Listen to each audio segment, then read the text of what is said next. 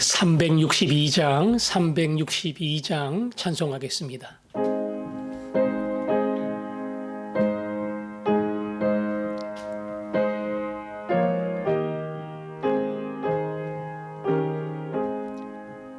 주여 복을 주시기를 마른 땅에 비 내려 풍성하게 함과 같이 은혜 내려 주소서. 내게도 은혜 내려 주소서. 나의 마음 주를 떠나 죄에 빠져 갈 때에 은혜로신 아버지여 나를 잡아 주소서. 내게도 은혜 내려 주소서.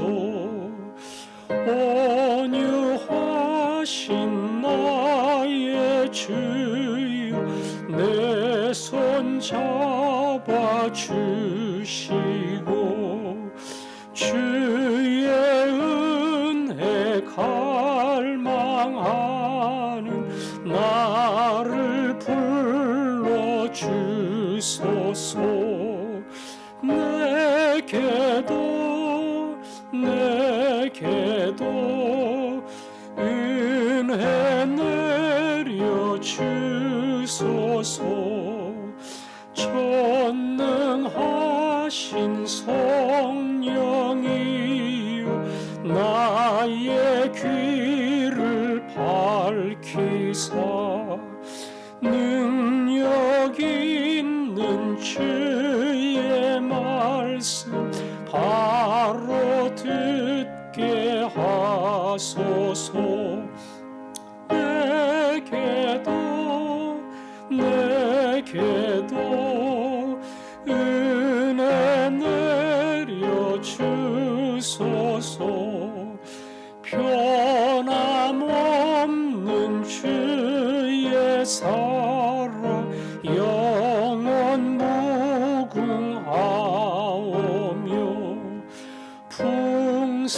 풍성하신 주의 보여 나의 맘에 넘치네.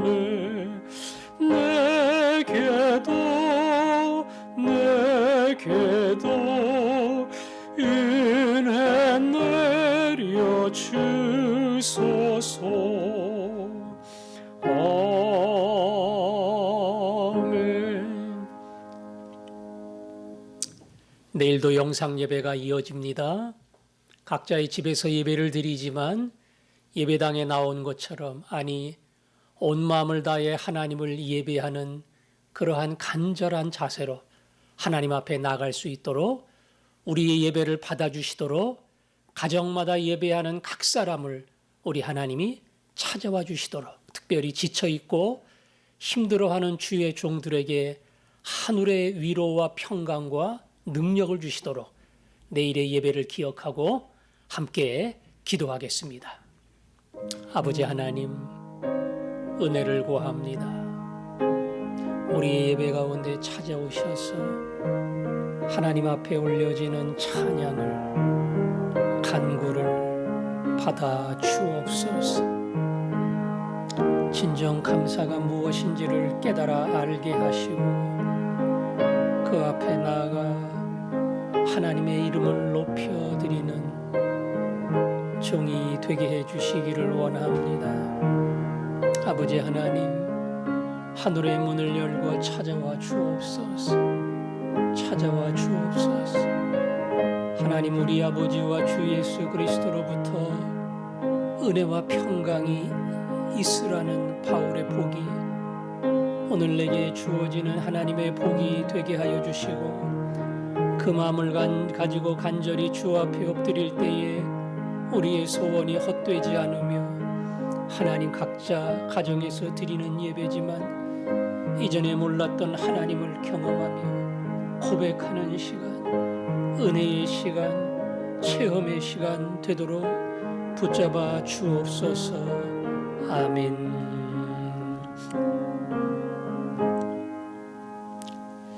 아버지 하나님, 내일 각 가정에서 드리는 우리들의 예배를 받아주시는 줄 믿습니다.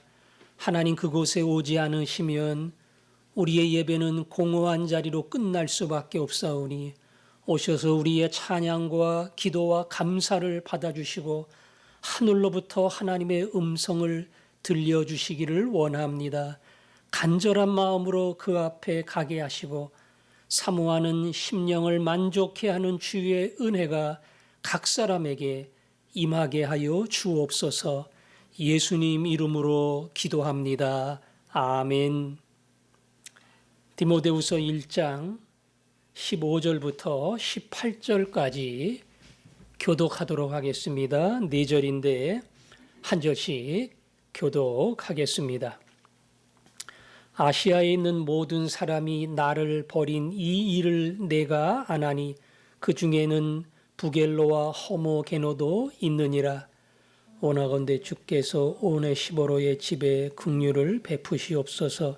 그가 나를 자주 격려해주고 내가 사슬에 매인 것을 부끄러워하지 아니하고 로마에 있을 때에 나를 부지런히 찾아와 만났음이라. 원하건대 주께서 그로 하여금 그날에 주의 긍휼을 입게 하여 주옵소서. 또 그가 예배소에서 많이 봉사한 것을 내가 잘 아느니라. 아멘. 바울은 본문에서 몇 사람의 이름을 거론을 합니다. 15절에 보니까 부겔로와 허모게네 이런 두 사람의 이름이 나오고요. 16절에는 오네시보로 바로 그의 집사람 가족의 이름이 나옵니다. 자, 먼저 부겔로와 허모게네는 누구인가? 15절에 보니까 아시아에 있는 모든 사람이 나를 버린 이 일을 내가 아나니 그 중에는 부겔로와 허모게네도 있느니라. 아시아는 로마를 중심으로 동쪽에 펼쳐진 정복지니까 지금의 터키를 이야기하는 겁니다. 그 아시아의 많은 사람들이 바울과 함께 동역하고 수행하고 복음의 증거자로 협력했는데 끝까지 간 사람이 많지 않아요. 그래서 여기 보니까 모든 사람이 나를 버렸다. 아마 절반 이상이겠죠? 4분의 3 이상인지도 모릅니다. 많은 사람이 처음에는 같이 가다가 결국은 여러 가지 이유로 바울 곁을 떠나고 맙니다. 물론 이유는 많을 거예요. 가장 큰 이유는 앞에 쭉 이야기한 것처럼 복음과 함께 고난을 받으라. 이 복음 전파의 길은 뭐 성공하고 대접받는 길이 아니고 복음을 전하기 위하여 수많은 세상에 반발이 있음에도 불구하고 그걸 다 견디고 끝까지 생명의 소식을 전하는 겁니다. 그러니까 복음 전파는 고난을 각오해야 되는 것이고 믿음의 길을 간다는 것은 세상에서 손해를 감수해야 가능한 거예요. 바울을 잘 따라다니다가 보니까 점점 힘들어져요. 열매도 있지만 더 어려운 일이 많이 생깁니다. 그 고난을 감당할 길이 없고 너무 힘들고 지치고 그러니까 피하고 싶은 겁니다. 그래서 아마 가장 큰 이유는 복음의 길에 따라오는 고난이 부담스럽고 힘들어서 편한 길을 찾다 보니까 결국 바울을 떠나고 바울을 등지고 심지어 바울을 배신하는 사람들도 있었습니다. 디모데후서 뒤에 4장 10절에 가면 바울이 그런 말을 해요. 대만은 이 세상을 사랑하여 나를 버리고 데살로니가로 갔다. 데마는 바울의 제자입니다. 바울에게 힘이 됐던 사람이지만 어느 날 세상을 사랑하여 거기 조금 더 편안한 인생이 있고 그리고 그야말로 넉넉하게 살아갈 수 있는 쉬운 삶이 열려 있는데 구태여 내가 이렇게 살 필요 있을까? 그래서 더 나은 삶을 위해 세상의 매력에 빠져 나를 버리고 갔다. 참 중요한 것은 모든 사람이 그랬다는 겁니다.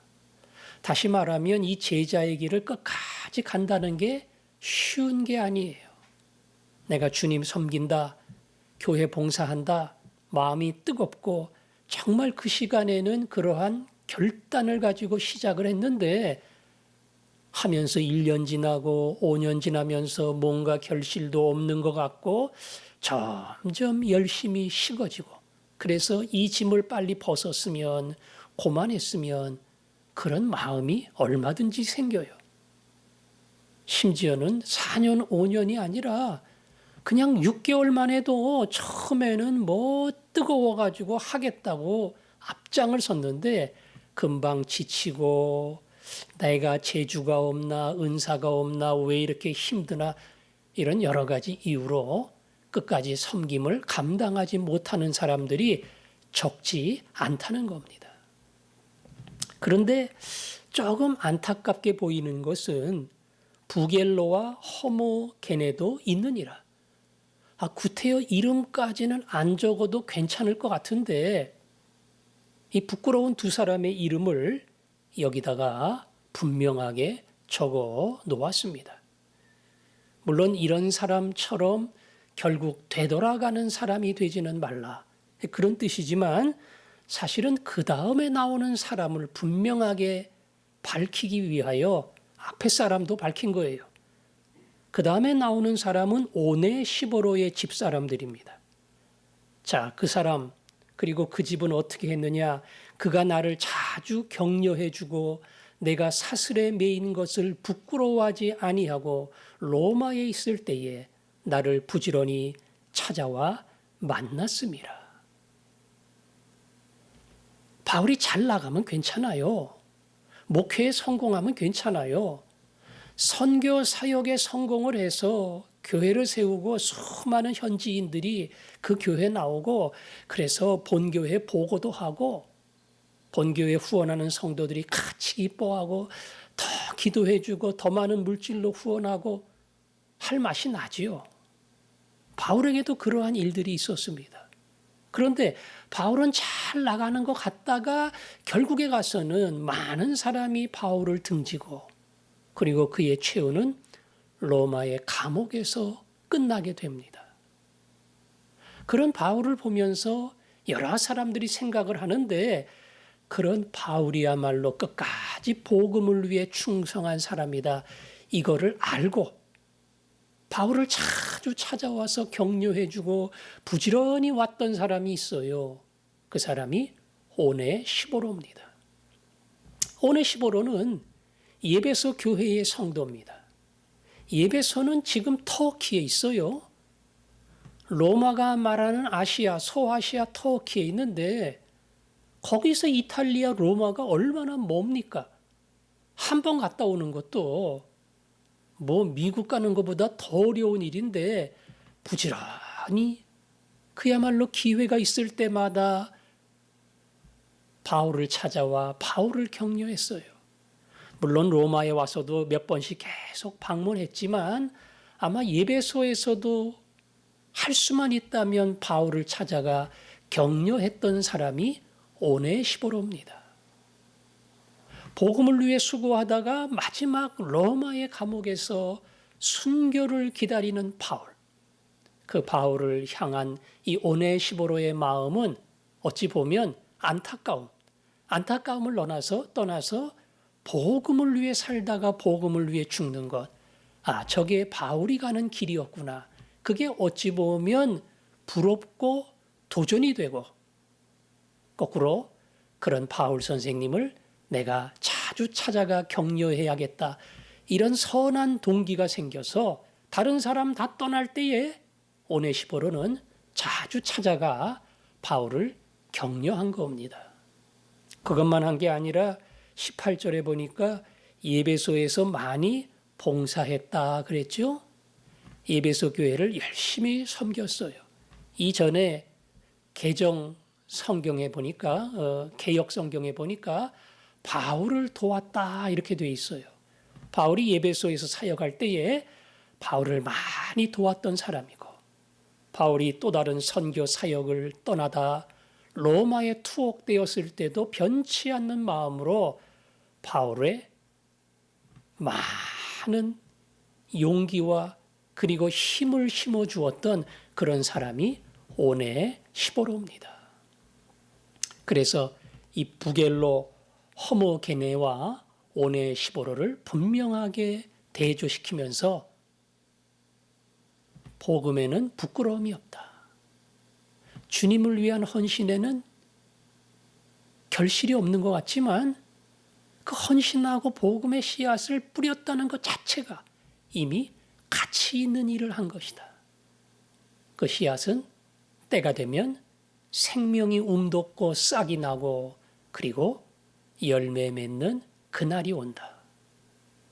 그런 그 복음의 생명력을 알기 때문에 그 길을 달려간 바울을 향해서 늘 감사의 마음이 있는 오네시포로는 끝까지 바울의 격려자로 남은 겁니다. 뭐든지 잘 될 때 친구도 있는 거지, 안 되고 어렵고 뭐가 다 끝장날 판이면 사람도 자꾸 멀어져요.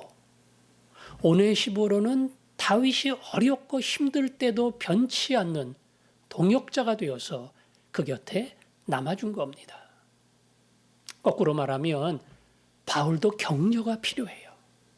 믿음의 사람이고 그야말로 어찌 보면 성경을 기록할 만한 특별한 사도의 권위를 가진 자지만 바울도 위로가 필요해요.